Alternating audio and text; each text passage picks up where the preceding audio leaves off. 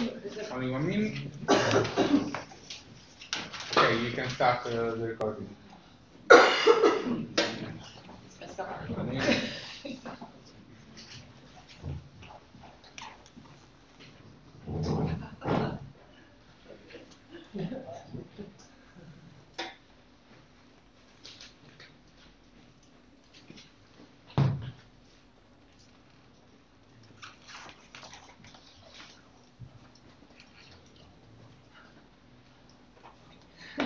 Okay. Are you ready?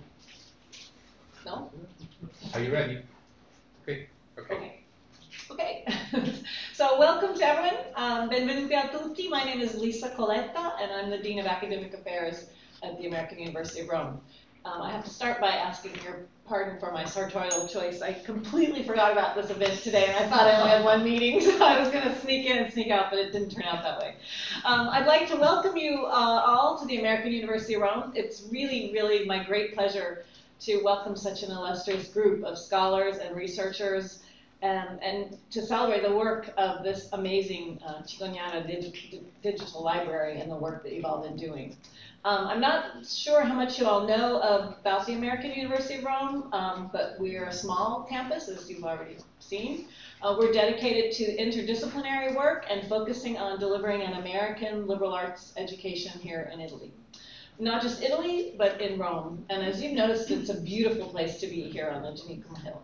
I understand you had a lunch on the terrace, which is our $1 million view. This is a very special place. The Cicognara itself is rich in artistic and literary and architectural history. And our students come from all over the world to share in that and to study here in this place that was and still remains a Barnabite monastery. You may have seen a couple of them. I think there's only 4 of them left. And they wander around every now and then in the other courtyard that we don't have access to. But you can see them making noise a little bit over there. So as you all are aware, I don't need to tell you this because a lot of this information comes from your own website, but the Cicognara Bibliographical Corpus, it's amazing. It virtually defines the early literature of art.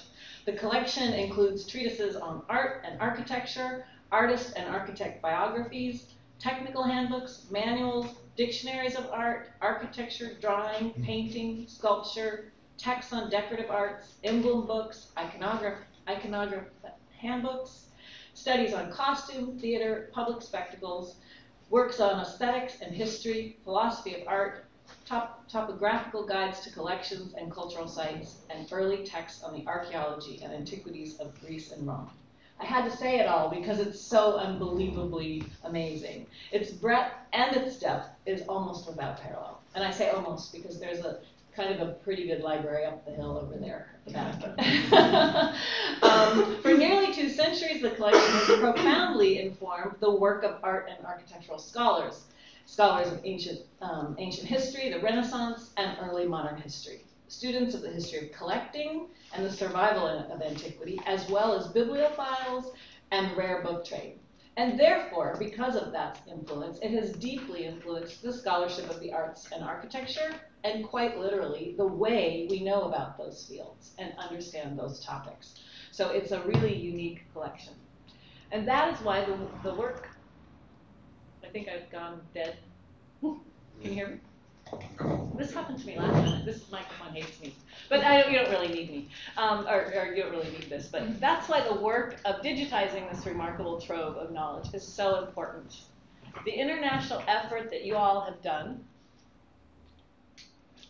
Sorry. that's okay, is important because it not only promotes the digital and scientific research, but it conserves these works for a new generation of scholars to research and study without the degradation of the originals and through time and wear. Who knows what information future scholars will learn about our past? Thanks to all your work and the things that you're about to talk about, it will now be easier to answer that question. So again, I welcome you all to the American University of Rome. I hope to talk to each and every one of you at the aperitivo, and I wish you a wonderful symposium.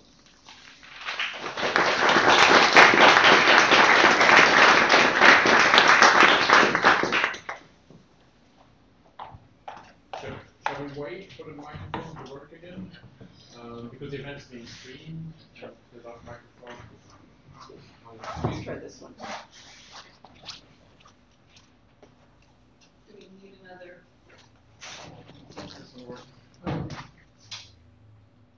Is this one working? Yes. It is? Okay, very good. Is it working? I don't think it I don't is. think it is. We can hear you, but it's not working. In and out. I'm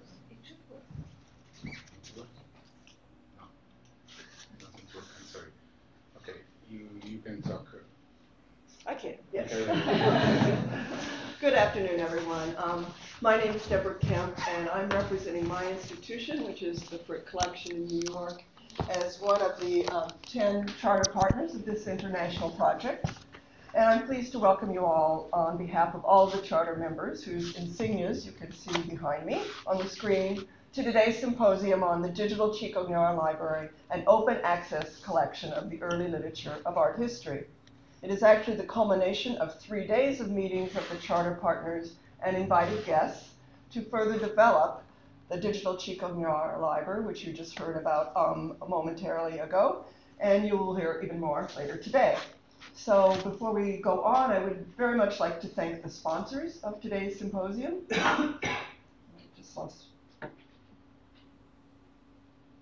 The Samuel Crest Foundation has funded the travel and support for the 3 days of meetings, and the American University in Rome has generously provided this auditorium and facilities for today's events.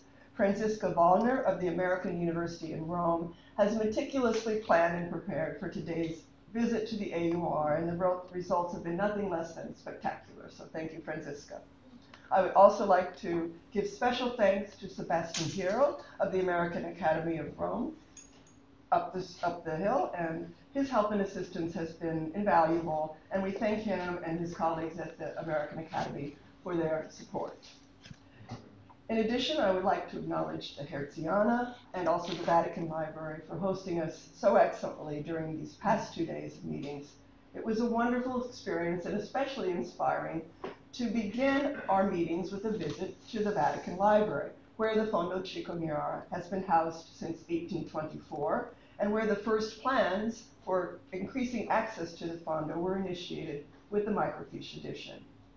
Luigina Orlandi, the librarian at the Vatican Library, was our initial contact when we began planning a year ago for this week's events, and she and her colleagues have given much time and effort into welcoming us and introducing us to the treasures that they oversee.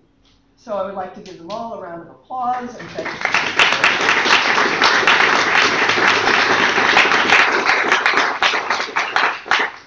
A few logistical details. There are restrooms behind this door, and there's also Wi-Fi in the room. If you want to find it, go to AUR. The password is A1, B2, C3, D4, E5. Hope you got that. And if any of you are Twitter users, we do encourage you to tweet. The hashtag for today is hashtag Cicognara 2017.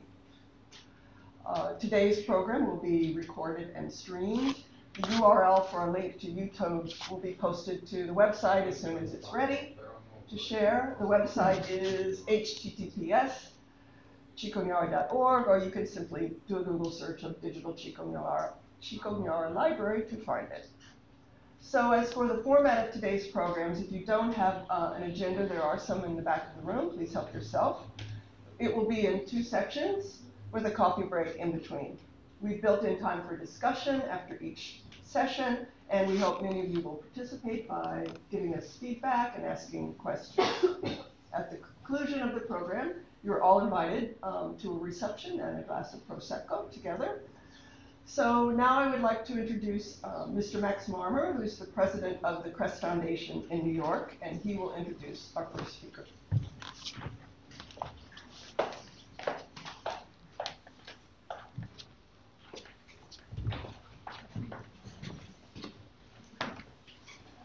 Yes. This is the microphone that didn't bark. Illusion. Greetings on behalf of the Samuel Press Foundation and all of the wonderful people involved in this terrific project. Some of you know that we at the Crest Foundation in New York have about a 30-year history with Cicognara, whom for fun we just call Chico now, and a 30-year partnership with the Vatican Library. My wife suggested that I'm actually cheating on her with the Vatican Library and that I've been married to it for 30 years. There's a little truth to that, I think. But I would like to echo particularly Debbie's appreciation to our colleagues and friends at the Vatican Library for their hospitality, for their warm engagement with this project, and for all of their well wishes. My main task now is to introduce our good friend and colleague, Dr. Timothy Jans, head of the Department of Printed Books at the BAV, who will kick off the session. Timothy?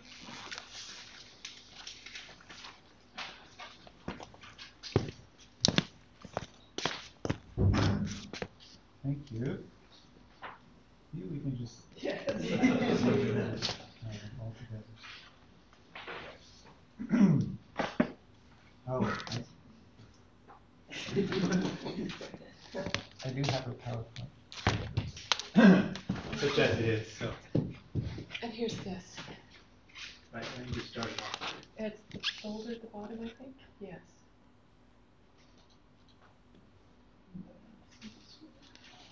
Because I thought the clicker. Oh, it's open down at the bottom. Oh, yes. To the right. The flashing It's sort of green. drunken, right? When you're trying to do that.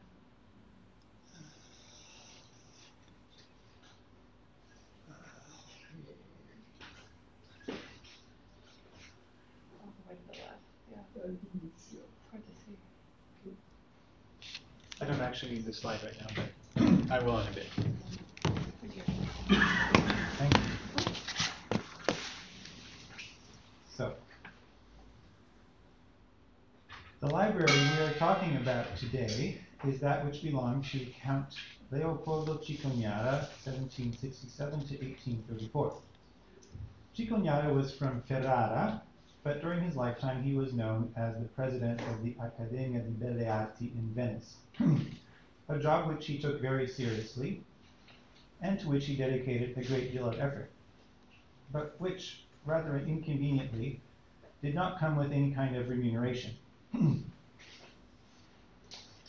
Cicognara came from a reasonably wealthy family, but he managed to spend all of his money and much more, partly on collecting books, the library that we're talking about today, but most notably in his efforts to procure adequate illustrations for his opus magnum, the Storia della Scultura dal suo risorgimento in Italia sino al secolo di Napoleone, of which the first volume was published in 1813.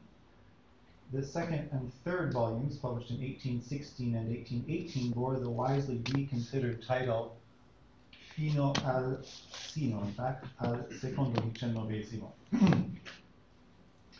I am not an art historian myself, but I am told by reliable sources that this is a foundational work for the discipline. Unfortunately, its author, in the 1820s, having incurred enormous debt in order to publish it and having no real income of his own, was forced to consider the prospect of parting with his personal library. Oh, I forgot to say, is Luigi not here? Yes. Those of you who were here with us on Tuesday in the library might reckon there's some overlap between my presentation and Luigina's, and I want to thank her for helping me to prepare this. Just wanted to say that. And nonetheless, all errors are mine. That's the saying goes.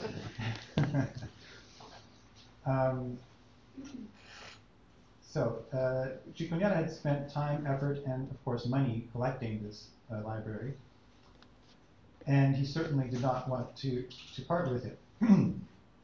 Indeed, the idea of selling it appears to have occurred to other people before it occurred to him, since according to the account of his biographer Vittorio Malamani, it was published in 1888 actually.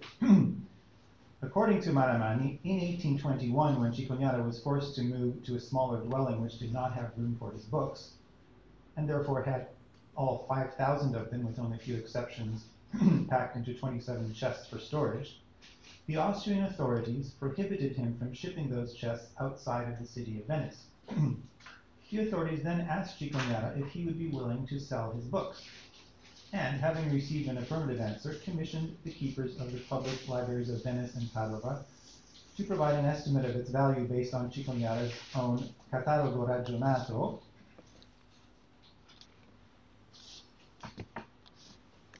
Some of you will recognize that this is the Heidelberg copy. A catalog of his own library, which he had conveniently published earlier that same year in 2 volumes. Remember, the books themselves were in chests and could not be easily accessed. According to Malamani, Cicognara's own estimate of the value of his library was 200,000 lira. The librarians proposed a price of 150,000 lira.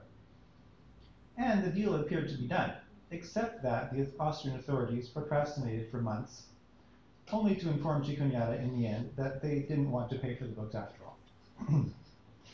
The silver lining of this for Cicognara was that they also lifted the ban on removing his books from the city of Venice, opening the door to other possibilities. In the meantime, the Catalogo Ragionato had become something of a bestseller and had come to the attention of Francesco Cancellieri in Rome, who suggested to Tiberio Troni, a confidant of Pope Pius VII, that Cicognara's collection should be acquired for the Vatican Library.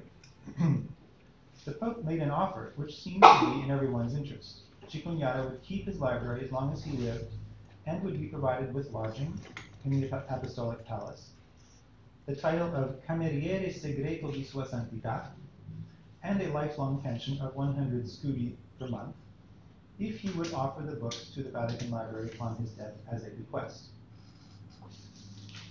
However, this solution also came to nothing because Cicognara was unable to leave his position at the Accademia di Belle Arti in Venice.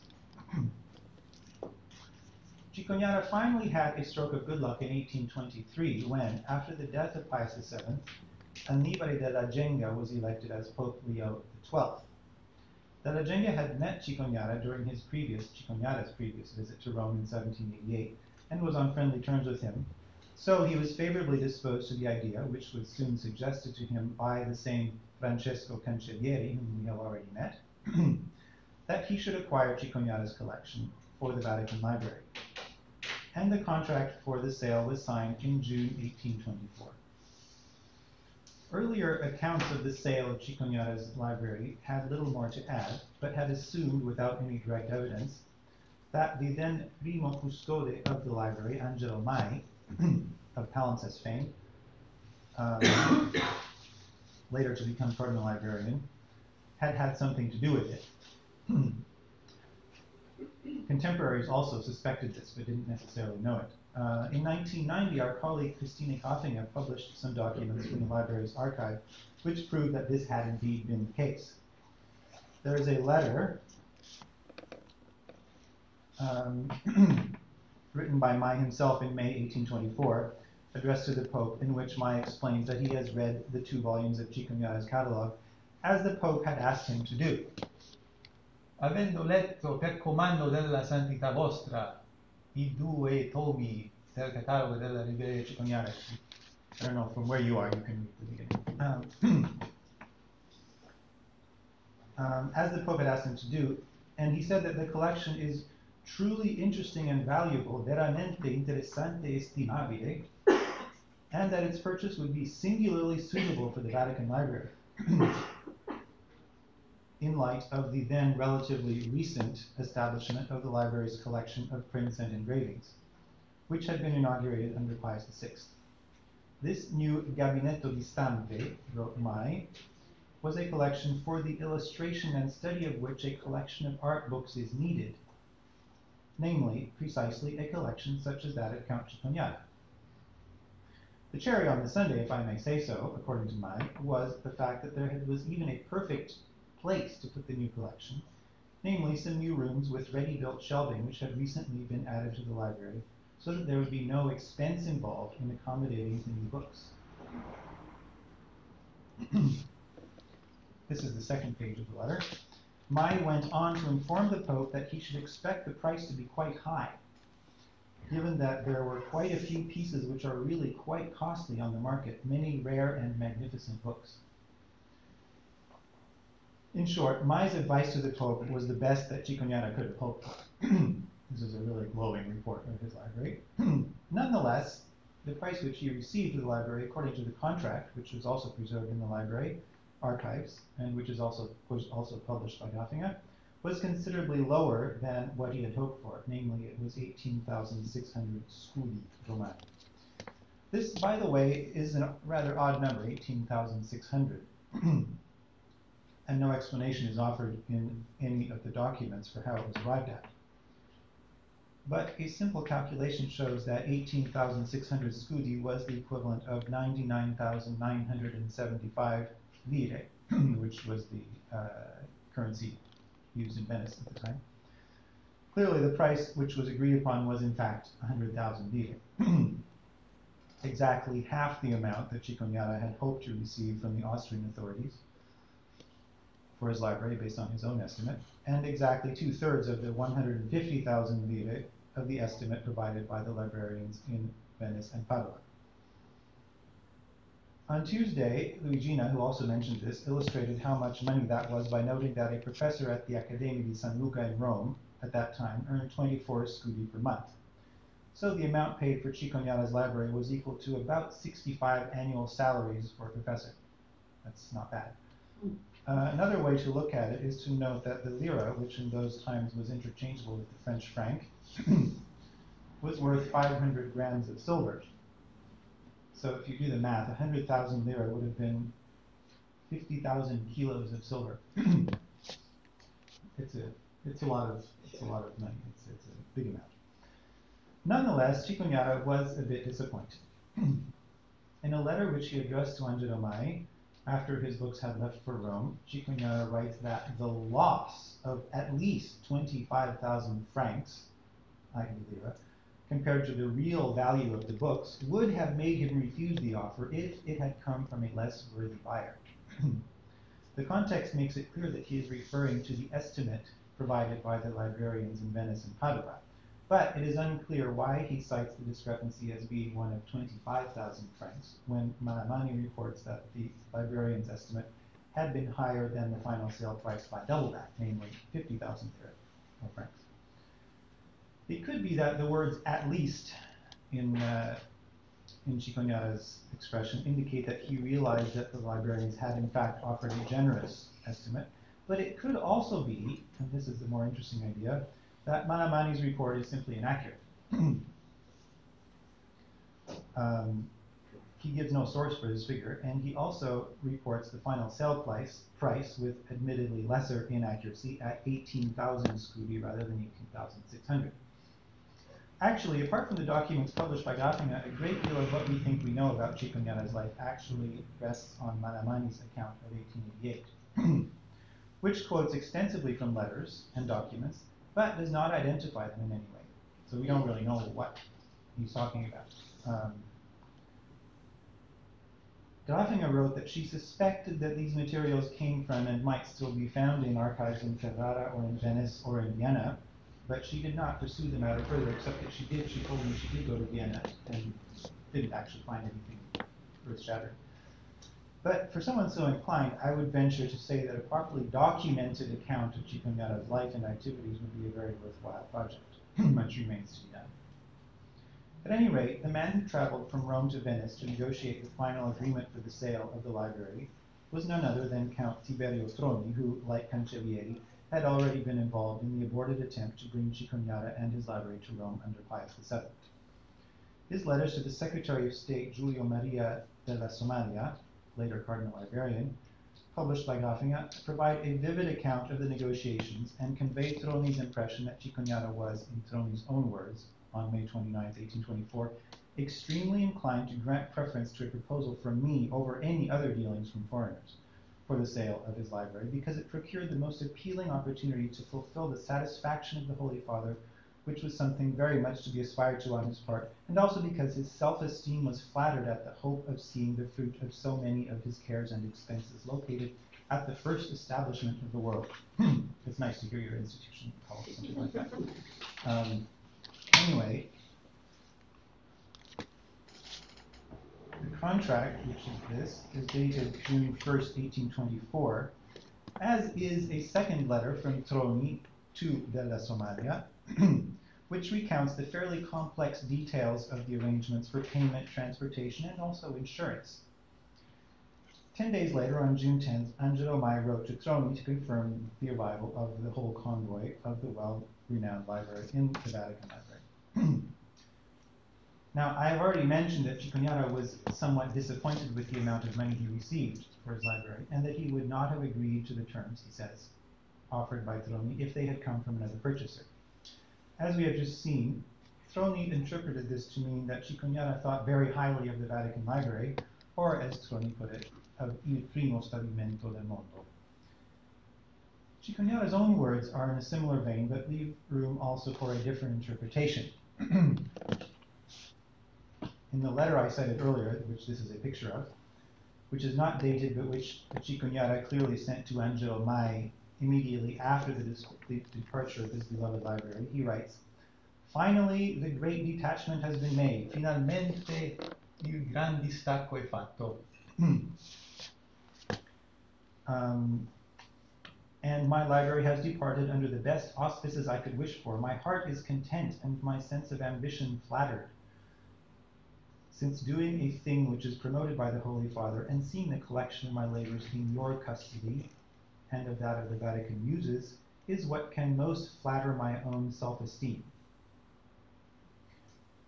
To be sure, he is expressing high esteem for the institution and for le Muse Vaticane, but the main point is surely that the fruits of his labor, that is, the collection of books, which he had put so much effort into, was going to be kept custodito, he writes, intact and in a safe home. As evidenced by the way he wrote his Catalogo Ragionato, Cicognara clearly considered his library to be a corpus, an organic whole, which would have lost its essence if it had been dismembered, as it surely would have been if it had not found such a home.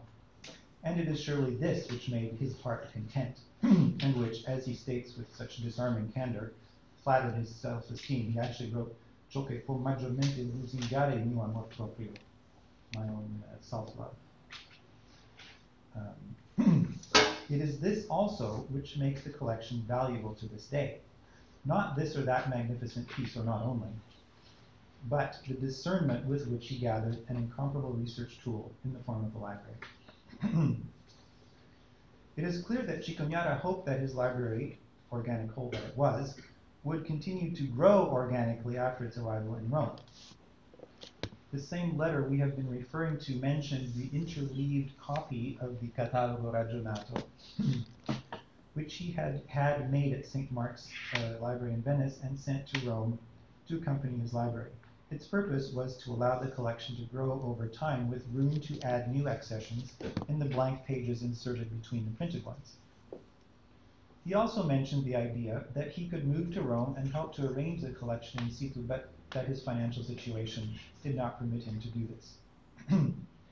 In the event, after the arrival of the collection in Rome, no new volumes were ever added to it. And on balance, I think this can be considered a good thing, since the Cicognara Library remains what it always was, a monument to the peculiar genius of Leopoldo Cicognara and to the state of the nascent discipline of art history at the start of the 19th century. However, the interleaved copy of the Catalogo Ragionato was put to good use in another way. Today, we take for granted the notion of a library classification system which organizes books in a logical way based on some combination of a sequence of subject matter and of alphabetical order of authors' names. But in past times, call numbers were typically topographical, referring not so much to the books themselves or their contents as to the pieces of furniture in which they were kept.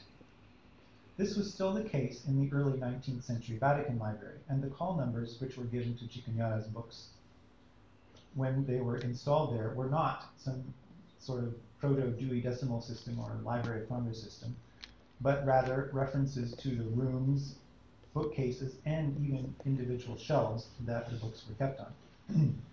Obviously, these had little in common with the classification and numbering which Cicognara had himself used for his volumes, although he did not write shelf marks on the books themselves. He numbered them in his Catalogo Ragionato, though. So the need arose for a concordance allowing the reader to identify the call number associated with each of the items in the Catalogo Ragionato. And it is just such a concordance which was entered into the empty leaves of the interleaved copy, which is still useful today for this very purpose. The books were originally housed in a gallery just off the Salone Sistino, the great historical hall of the Vatican Library, which some of you have seen these days, and which, by the way, will reopen next week for the first time in many centuries as a reading room. The Cicognara books, along with the other printed books of the library, moved several times over the centuries, finally finding their place on the fourth floor of the Braccio di Giulio II in the new Gabinetto delle Stampe, which was inaugurated by Pope Pius XI in person in 1931. In 1987, a proposal landed on the desk of the prefect of the library, Father Leonard Boyle, signed by Professor Philip Fail of the University of Illinois at Urbana-Champaign. The idea was to reproduce in microfiche all the works of the Cicognara collection, and I quote from the project, "the largest and most judiciously selected library in the field ever brought together, with the purpose of making generally available a unique and nourishing source for the study and the survival of the humanities."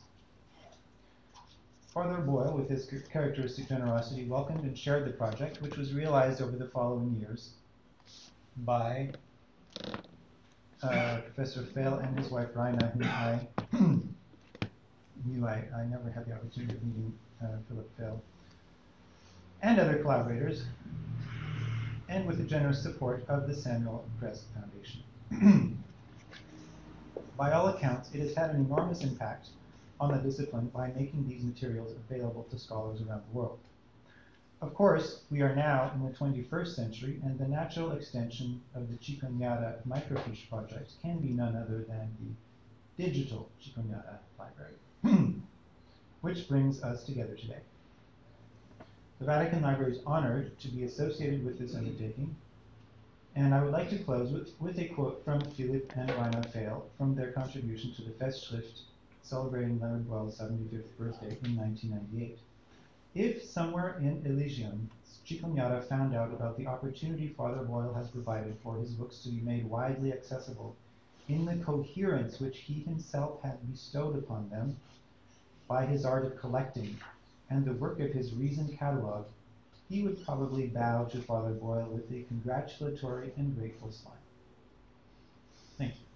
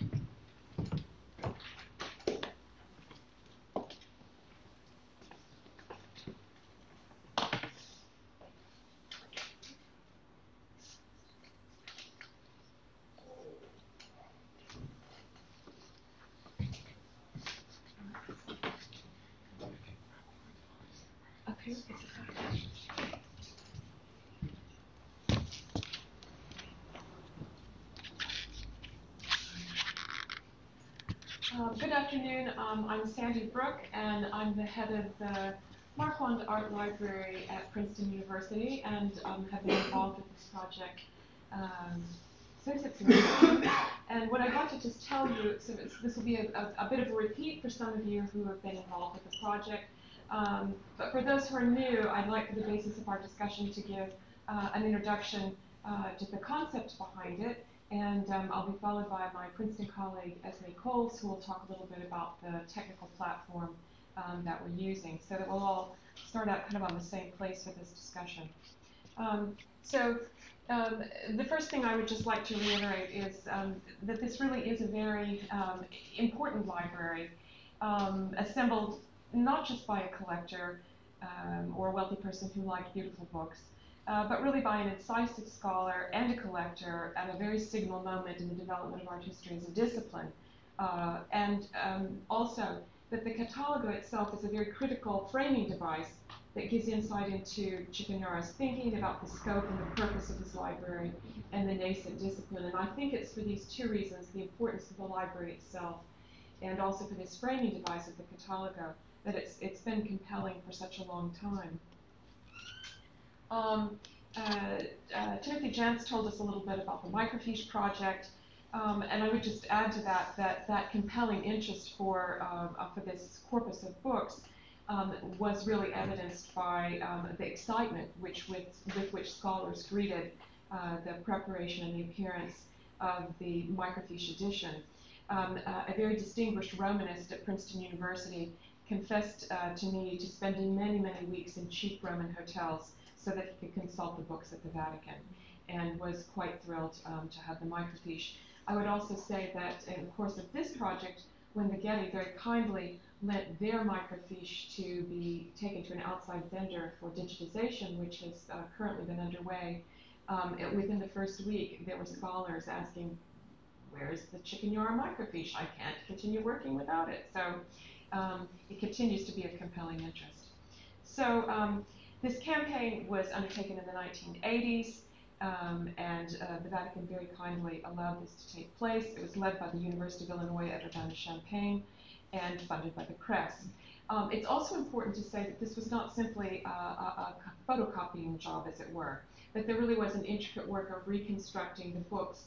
Though most of them are still shelved together in the Vatican together, they don't carry any kind of stamps or marks that they are Cicognara's own copies, and because of the format and type of some of the books or their age and rarity, such as the Incarnatula, that some of them were housed in different places. So it really is, and even today, not every last item in the catalogo has yet been identified in the Vatican, though it's to be there.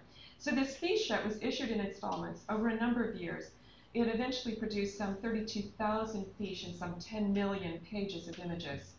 And the fiche set was sold at a substantial cost. It was about $50,000 US to purchase this fiche set. So a substantial investment for any kind of research library.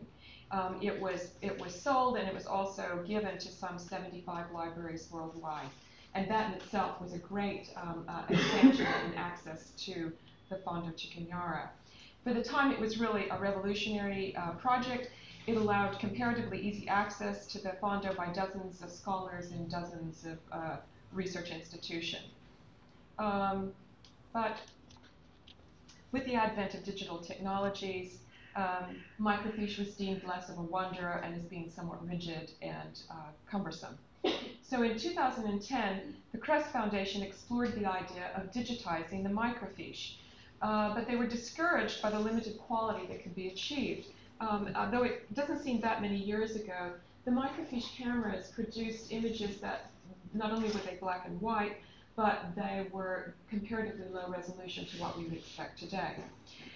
So then the idea was posed to the Vatican that perhaps one could do another imaging campaign to modern standards, creating digital images. But it turned out that the volumes had been greatly stressed in the course of the microfiche campaign, and that too was not uncommon for the period. But it was really thought unwise to subject those same volumes to another round of imaging. So the proposition was floated that perhaps the Fondo could be reconstructed by digitizing not what we would call the index volumes in the Vatican, but by digitizing matching editions from other libraries around the world. So in 2014, the Crest Foundation pulled together an international group of art libraries to test the feasibility of this idea. There was a year of exploratory work which was led by Heidelberg University, which culminated in a September 2015 meeting in Heidelberg. And at that time, the group came together as a partnership and agreed to move forward with the idea of virtually recreating Count Leopoldo's library as a digital Cicognara library. Oops. Have I pressed the wrong button? There we are. That works. So these are some of the core values for the project. First of all, what is it that we're trying to recreate? In the end, we decided that we were not trying to recreate the Fondo per se, but we were trying to recreate the Catalogo Ragionato. So that is our source of truth. We would emphasize that the Catalogo requires interpretation. It is not a modern bibliography. For example, what appears in the Catalogo as seeming to be a title is often a narrative description versus what we would think of as a modern bibliographic citation. For us, we regard the Catalogo corpus as representing something that is both tangible and intangible. So it is a collection of ideas. It's a collection of texts and images, but it's also a collection of objects, of books, catalogs, suites of prints, etc. And for that reason, we place a very high value on such physical details of the books as collation, binding, and condition, and historical details like provenance and annotations. In the project, we are aspiring to capture the particularities of variant copies in both images and rich metadata. The microfiche images of the Vatican copies have indeed a great purpose for us because they are providing indispensable evidence for identifying the bibliographic entities that are described in the Catalogo, and as well as providing historic information about Count Leopoldo's conception and use of his library.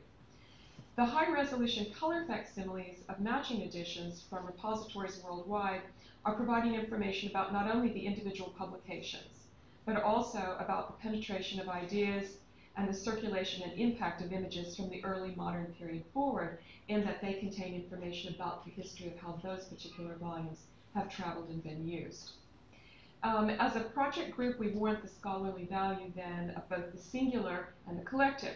We are determined that the project should support a range of research from the very traditional reading of a single item, which may be what the scholar wants, to allowing for the download of the entire metadata set to be subjected to data mining or other kinds of creative use by scholars. So that whole range from the individual scholar reading in a traditional way to sort of machines reading the corpus. And another sort of bedrock principle of the group is that the digital Cicognara library should be available worldwide with no license or user fees or other barriers to access. So the key components of the digital Cicognara library then are the full text of the Catalogo Ragionato, integrated with modern bibliographic data and digital images and text of every title in the corpus. That would be including bitonal facsimiles of the original volumes in the Vatican, in other words, the digitized microfiche, and one or more high-resolution color facsimiles of unique copies from partner libraries. We'll see a little bit more of this, but just for those who have not seen it, here's an example of a Catalogo entry at the top, which has been fielded, so you can see what is the title, or stands for the title in red. And then there's a modern mark record below it. And here's an example where the description is in Italian, but the book is actually German. And in fact, it says this book is in German, in Tedesco. So that you need both pieces of evidence. An undergraduate or a scholar not familiar with Italian might well be looking in the card catalog for the book Nozze Feste, as opposed to Geburtstag gegründete. So this is why both pieces of evidence are deemed necessary. Here's an example from underway. Here's an entry from the Catalogo and the fiche, which is from the Vatican copy. And here's just a quick view of another Catalogo entry with an example of a modern full-color facsimile edition. And we'll see a little bit more of this later.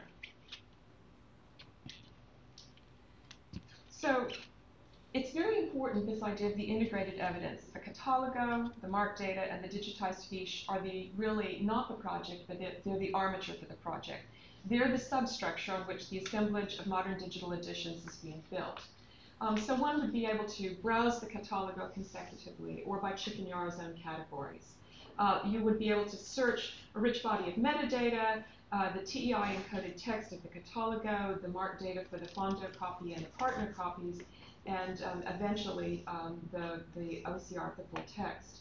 You'd be able to scope or limit the results by facets, which we'll see, you can download individual images, or you can download entire books as PDFs if you wish to consult them offline. And you can incorporate that content into other online viewers or other kinds of research environments.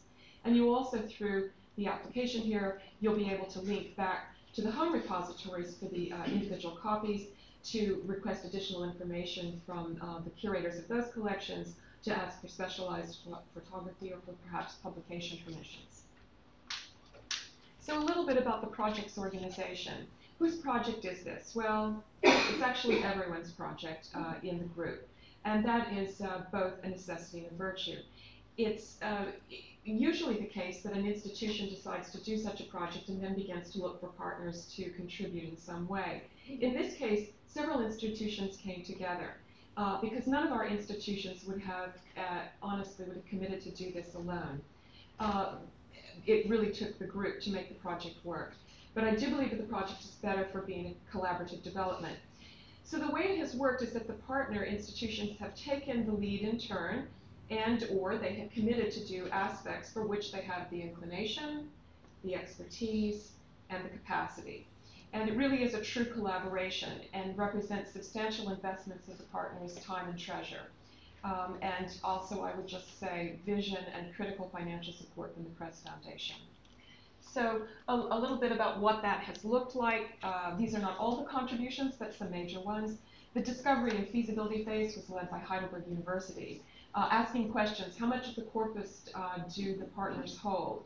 How much of it has already been digitized? What would an ideal edition in our library include? What kind of technologies might we use?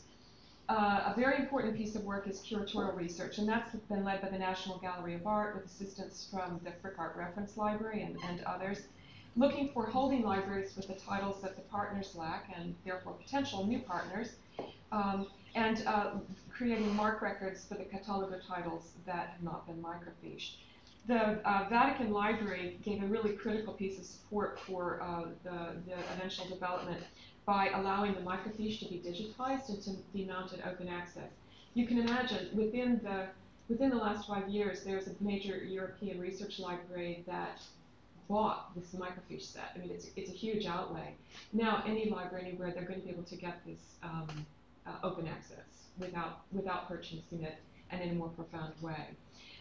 The Getty Research Institute, with support from the CRES, really has led the effort to prepare the microfiche for digitization, to do the RFP, to find a vendor, to send their own fiche set to be filmed, and therefore lose access to it for many months from their own library.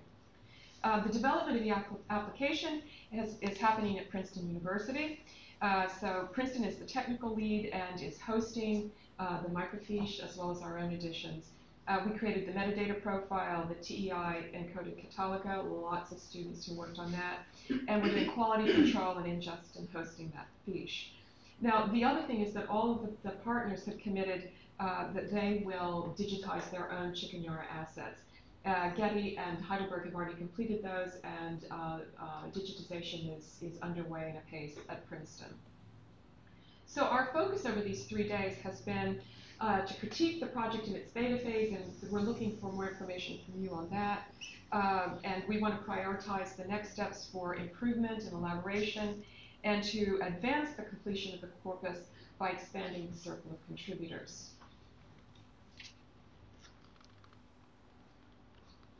So we just conclude by saying it's an interesting fact about Cicognara that in addition to being the scholar and connoisseur and bibliophile that we've heard about, is that he really was also a visionary arts administrator. He was the person who was responsible for opening the Accademia in Venice as a public museum in 1817. And with the Catalogo, he similarly made his private and beloved library public. And in selling his library to the Vatican, he provided for its survival and envisioned its ongoing relevance and impact. In his own words, he said, "I gave myself to the entire arts, to antiquities, and to books, and they have proved to be an asylum and a shield against misfortune. Nothing is dearer to me than these silent witnesses of my affections, my books. And if my personal annotations, now appearing to the light, should prove to be useful and should stimulate the curiosity of scholars, then this catalogue will have succeeded as a tribute to the comrades of the best part of my life." I like to think that Cicognara would indeed approve of this project, of our opening his beloved library to the entire world, and of enabling these silent witnesses to speak to today's scholars and tomorrow's scholars in new and profound ways. And I would just also mention that I believe that 2021 will be the bicentenary. And so perhaps that can be a nice goal. Perhaps we can see if we can complete the corpus by 2021. Thank you.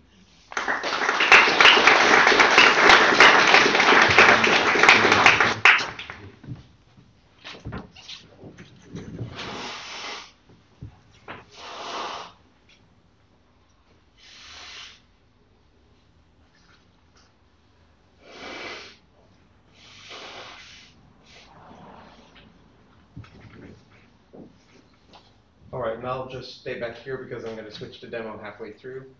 I'm Esme Coles. I'm the acting head of application development at Princeton University Library and have been working on this application with my colleagues at Princeton for a year and a half now. And I want to tell you a little bit about the state of the application, the goals of the application, the technologies used, and then do a little bit of demonstration. So in the same way that the project is bringing disparate kinds of data together, the application is doing that. The application is trying to integrate the Catalgo as a TEI encoded manuscript itself or publication that needs to be represented. We have MARC records representing the individual books, and then there's digital content that needs to be integrated because that's ultimately what a lot of people are looking for. One of the big goals of the application is to avoid making copies of all of the digital content for a number of reasons. First, like we've mentioned a couple of times, the capacity to load all of this material and serve it on one institution's servers is really a high bar and a big ask of anyone. And so spreading it out amongst the different partners really makes it a much easier task to load each individual part. But also for control. These are beloved books at lots of institutions, and being able to control your digital assets that are online is attractive to many people. You get to change them whenever you want to, and you don't have to ask anyone to update their copy or re-index. And also transparency. When users are using your content in our application, those requests are going to your image servers and your servers when you're hosting the content, and so you can see who's using your content and do analytics and statistics so that you know that your content is being used. So starting with the Catalgo, it represents the original catalog, this 2-volume book that is a list of roughly 5,000 entries listing and describing all of these books. It's a canonical resource and something that a lot of users are already familiar with, so we wanted to represent that. Down at the bottom here, I have a couple of entries just to give you a feel of what these are like. If you don't read Italian, then you might not notice that those are descriptions instead of titles in many instances, and these don't look like normal catalog records that you would be familiar with today. They're much briefer, less information, and just more of a brief description. And they're also not easily parsable by computers. And so if you're writing an application, working with these small chunks of text is not really, isn't really helpful to have them encoded this way. So we encode them in TEI, which is an XML format for describing books or manuscripts or sort of any digital text that you can mark things in a hierarchy so that you can say, this group of text represents an entry, represents a book. This line, this word represents an author or a publication place or a date. And that makes it intelligible to the application so that you can see what they are, display them properly, pick the title or description to make the links, and so forth. The next piece is the MARC records, describing each book in a way that follows modern bibliographic practices. It contains more information, things like subject headings, the publisher, what we would recognize as the title of the book, and things like that. And these were produced by the partners based on the microfiche. So they're a good description of the books that are in Cicognara's original library. But there's definitely work to be done. Because the Catalogo doesn't follow modern bibliographic practices, and because there are a lot of complicated relationships between the entries, which sometimes contain multiple books. Books sometimes show up in multiple entries. Some of the books are book sets or multiple books bound in the same cover, and other complications like that. And because it's 5,000 books from 200 years ago, there are just data complications that require careful detail to get right. And lastly, we have digital content. Like I mentioned, hosted by the partners, so they maintain control of their own content. And we're doing that using IIIF. And I'll talk about IIIF in a little bit. So just to talk about the data model a little bit, starting in the upper left, we have a Catalogo entry, which represents sort of the unit that Cicognara was describing the content at. And then those contain one or more books, which is what you would expect to be a normal bibliographic record these days. And then attached to each book is one or more digital version, and those digital versions are really pointers at a IIIF manifest.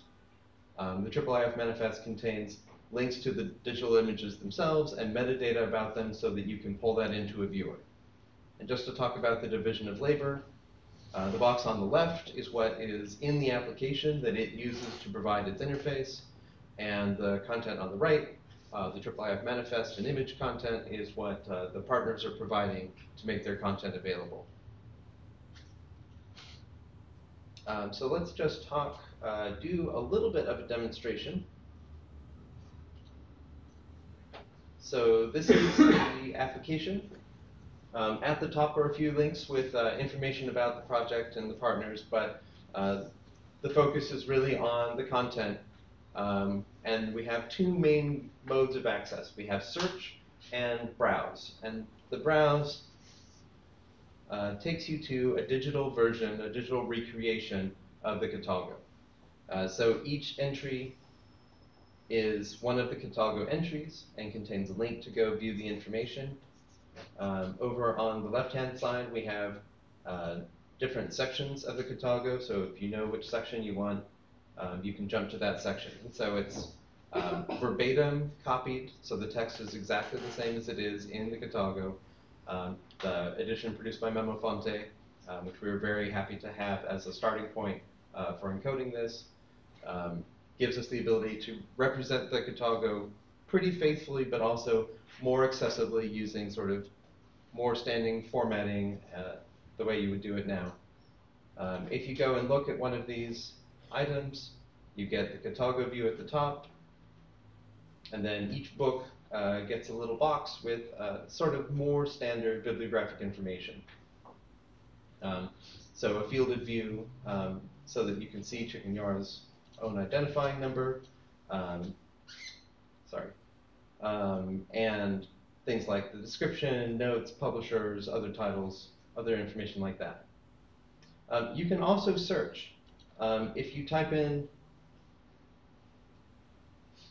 a number that's in the date range, you'll get a date range. You'll get a lot of different content that match that for various reasons. We have the ability to do fielded search. So if you say, well, no, I only want to search that as a Catalogo number, if you type in a random number, you might not get a very good entry. You're going to be able to retrieve just that individual item. And the same is true for other types of information if you want to search just by title or just by author or just by subject. When you have a set of search results, you have facets on the left-hand side where you can go and limit by year. Let me get a bigger set. You can do a blank search to get the entire set. Right now we have 4,794. And then you can go and see, which years are the most popular years and search by those if you want to. You can see subjects, languages, regions, eras, genres. Like some of the genres are things like biographies, catalogs, guidebooks. There's names, if you know what section of the Catalgo something is in, then you can limit by that. And down at the bottom are a couple of things unique to the application. Which library contributed digital content? So if you know you're looking for something that a particular institution has provided a digital version for, you can easily find those. Right now we have some from Princeton and some microfiche items from the Vatican Library. And lastly, you can control whether or not there's digital content. Right now, only a small amount has been loaded, and so there's not that many items. By the end of the project, we hope to have that be true for all of them. And we may want to change that to the number of digital versions that are attached instead of just yes or no. When you get to an item with digital content, in addition to the metadata display, you're also going to get a viewer. We're in the process of replacing our repository right now, and so the manifests are quite slow. Those should get better soon, I promise. And the viewer is pulling the digital content from the contributing institution, and so you get the ability to page through individual pages. You can pan and zoom in on these images.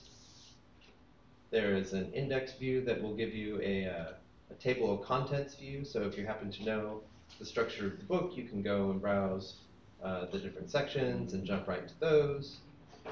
And over on the side, there's metadata display that is coming from the IIIF manifest. And so this provides information that is maybe specific to that digital version. If there's anything unusual about its publication, about its state, about the provenance, those could all be in there. And the contributor is acknowledged, and the rights statement is also provided in that metadata view. Let me go back. Let's skip those.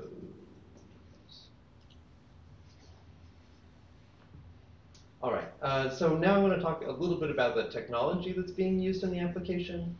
Blacklight is the search engine providing the full text search and basic discovery interface. Like I mentioned, it does things like fielded searching, it does faceting, if you mistype a term, it'll do spell check for you, particularly with the Catalgo having a number of abbreviations and variant forms of words or archaic forms of words. Those can be really helpful suggestions sometimes when you're searching for something.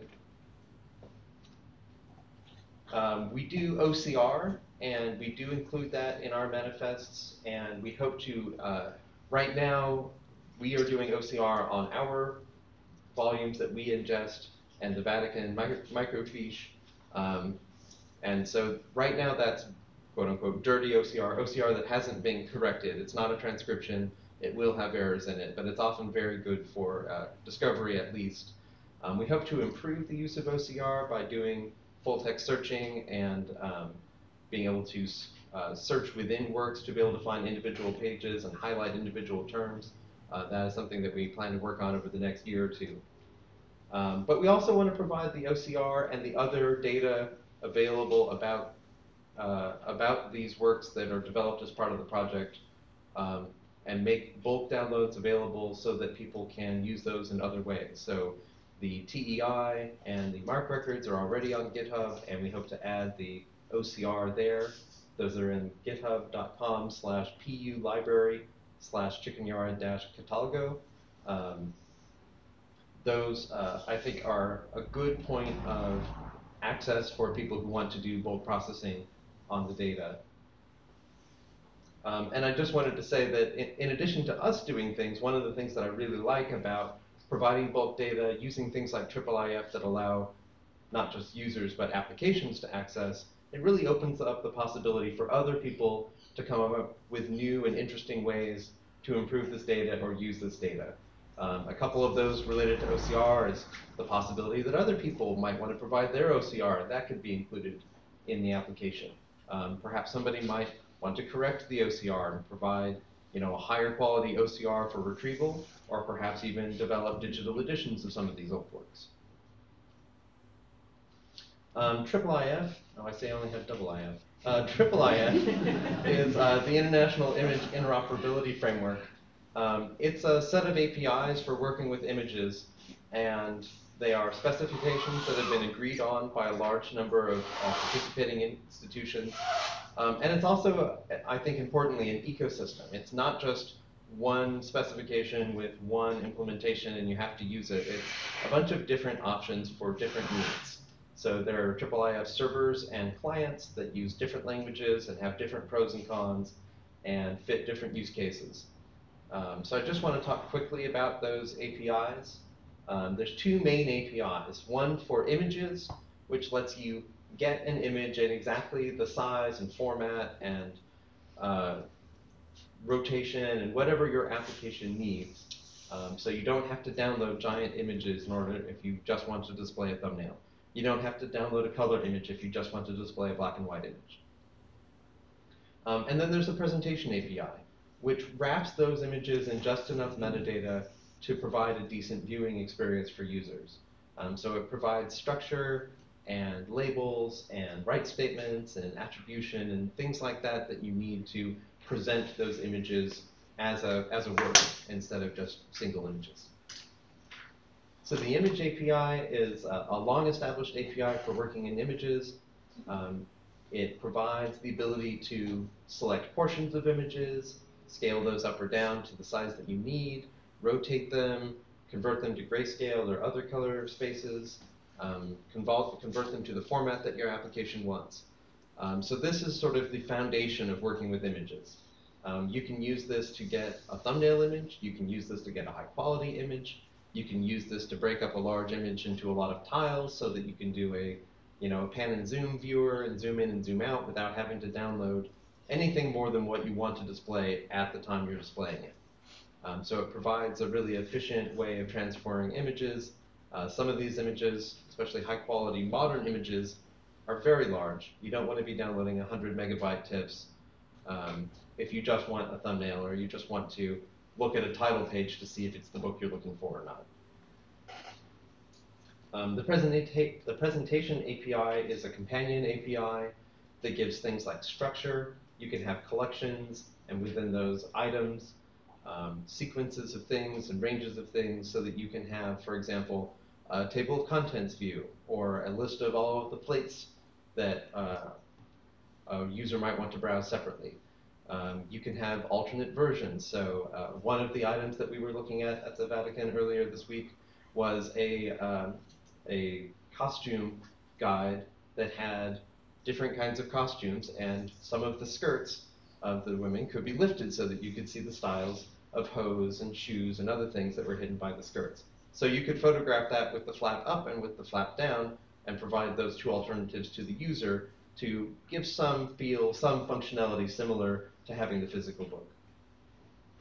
And of course, the structure also includes the links to the images. So it has a bunch of pointers to the image API for things like thumbnails and full screen views and things like that.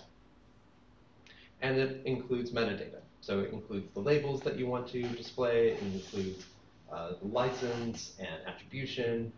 It can include links to other things like other digital versions, other forms of the metadata, other services that might provide other functionality like downloading a PDF or things like that.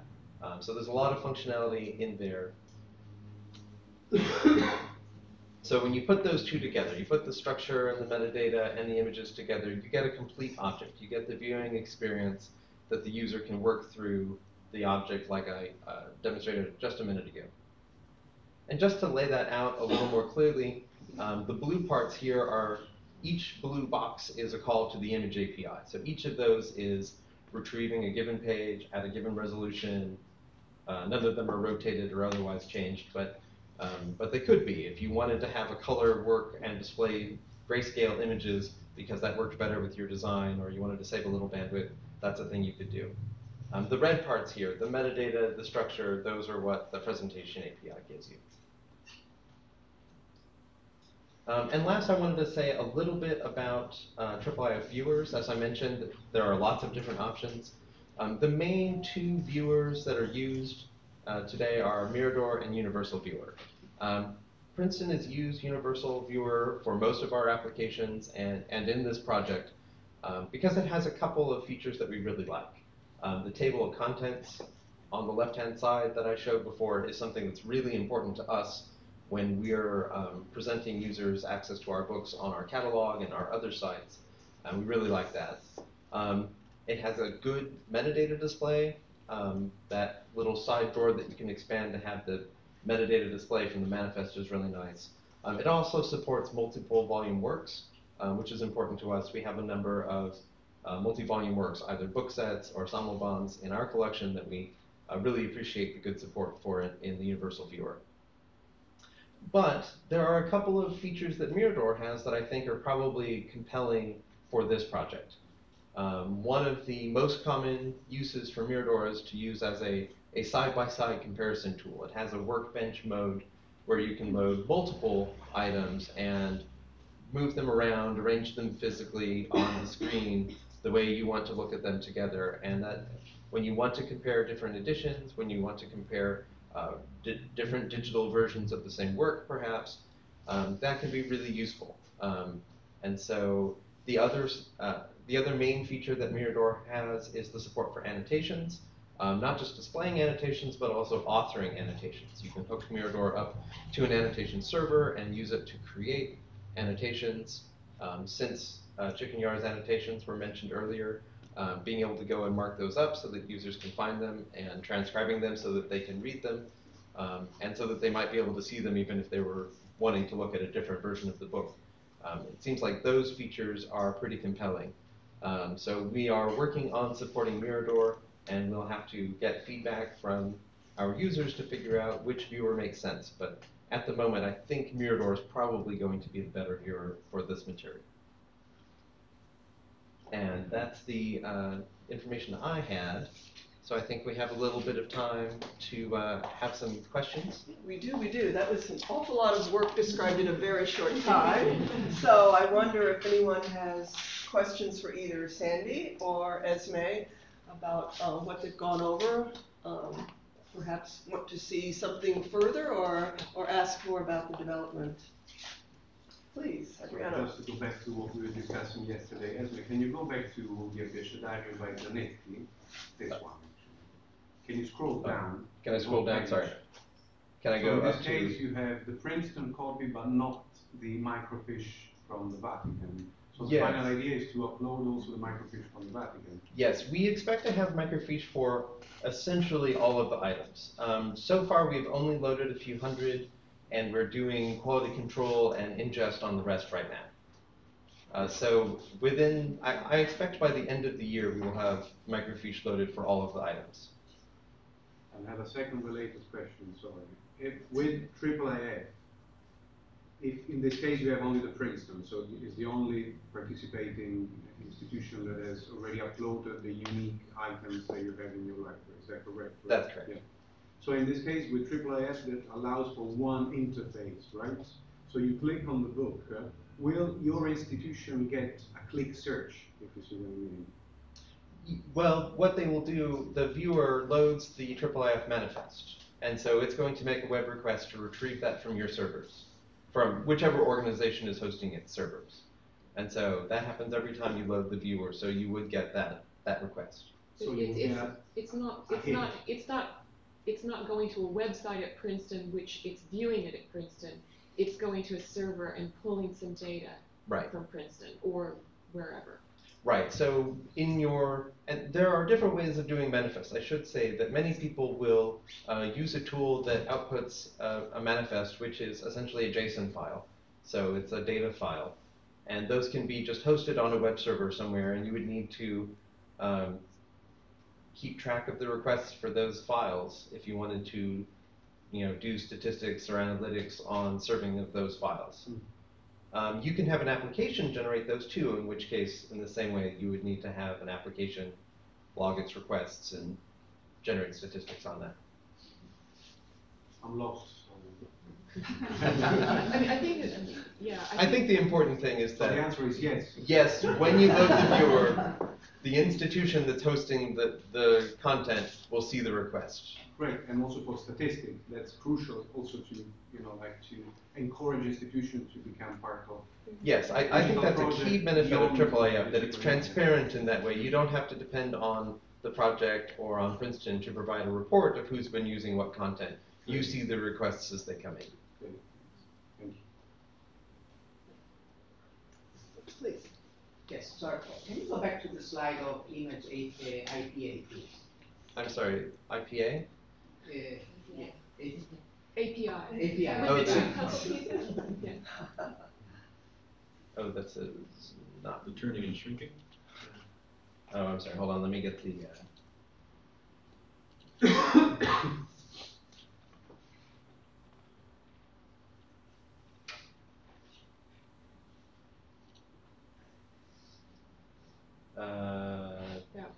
Yeah, that's it. This one? No, Yeah. the next one. Yes. Oh, the image API. Yeah. So if we think hypothetically to set up a database for annotations, right? Mm-hmm. That would be possible. Using the scan, the books that has been already scanned. So that means that it would be possible to focus on the detail of the page where the annotation is, and that could be put in another to create an independent database using. Yes, absolutely. So these URLs, it's just an example one here, but the thing about the URLs that's nice is that they are, all of the information to generate the image is in the URL. So there's not a session or parameters or anything like that that sometimes gets lost. You can just copy the URLs and put them in a database, and that will give just the section that you want to focus on at the right size and format, whatever you were looking at. It would reproduce it for someone else.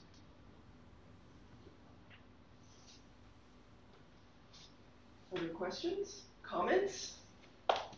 In the Mirador, is there some way to bring up a window of the detail, or is it just the whole screen is going to show you the detail? What do you? You can do both. I think Mirador will give you sort of not exactly the same page turning interface, but it'll give you like a whole manifest and let you page through an item by selecting different images. Or you can bring up, a single image, a single region of an image. Well, one thing, Esme mentioned the two types of viewers that are available, and I think it would be useful to get feedback from people on what would be the better mode for us. Mirador has been basically developed for images, and so it's for people often comparing images next to each other. Of course, this material is very text heavy and also many pages, so that's one reason that Princeton has used the universal viewer. So I think it will be an interesting exercise to try to find the best fit for this project.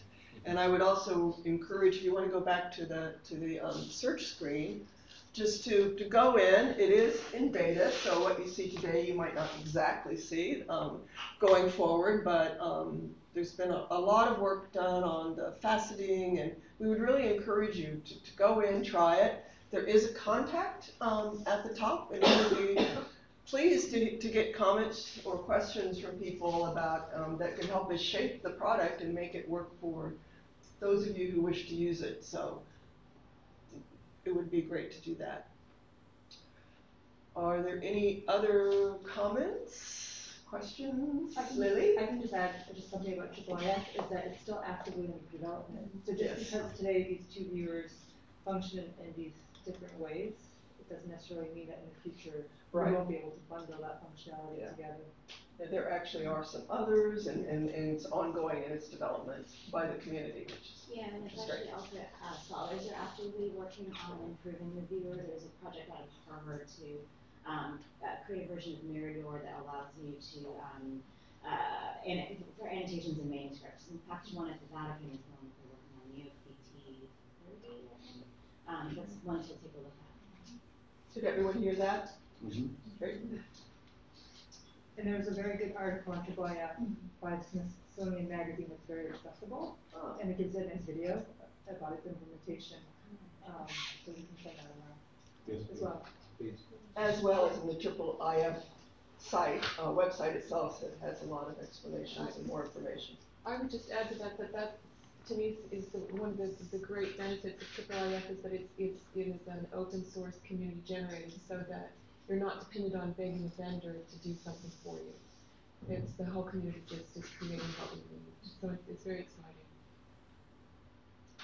So on that exciting note, I think there's some coffee awaiting us, if I'm not mistaken. Thank you, Esme. Thank you.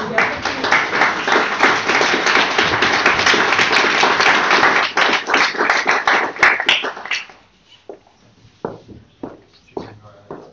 2017.